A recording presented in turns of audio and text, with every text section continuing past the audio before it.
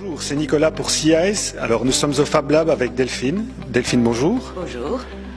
Peux-tu nous présenter un peu ce qu'est le Fab Lab? Alors le Fab Lab, c'est un laboratoire de fabrication.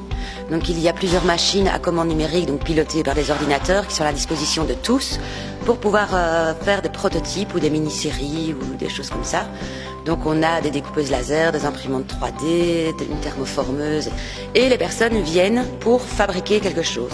Entre guillemets, notre slogan, c'est matérialiser vos idées. Et donc si on a un de nos followers qui demain a envie de venir, comment ça se déroule, quelles sont les conditions? Alors il y a des conditions financières, mais tout d'abord, il va venir ici et on va le former pour qu'il devienne autonome. Donc ça veut dire qu'il va venir avec un projet, on va lui expliquer comment fonctionne le logiciel d'abord de dessin s'il ne sait pas dessiner sa pièce, et ensuite on va le coacher sur les machines. Le premier projet, on est vraiment à côté, mais après c'est tellement simple en fait que après la personne devient déjà autonome et va toute seule sur les machines et se débrouille. Ici donc c'est un lieu qui est intéressant pour tester ses projets et pas pour faire de la grosse quantité. Ah oui non, ça c'est uniquement pour les petites séries ou les prototypes.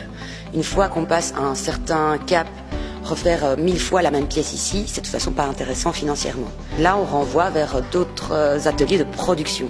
Quelles sont les valeurs du Fab Lab? Les valeurs du Fab Lab, il y en a principalement 3. Il y a d'abord apprendre, parce que la personne va apprendre justement dans le but d'être autonome, comme je disais tantôt. Il y a le partage.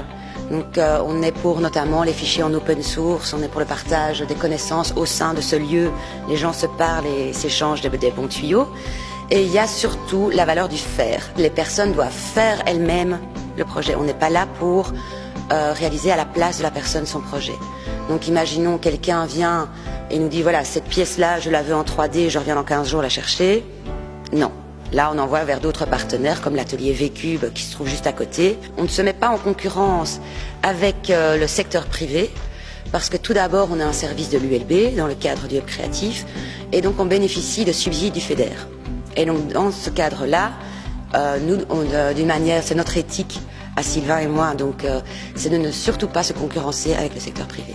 Pour contacter le Fab Lab, on peut passer par quel biais? Il y a via Facebook, il y a également notre site internet fablab-charleroi.be. Ok, merci, merci à toi de nous avoir accueillis.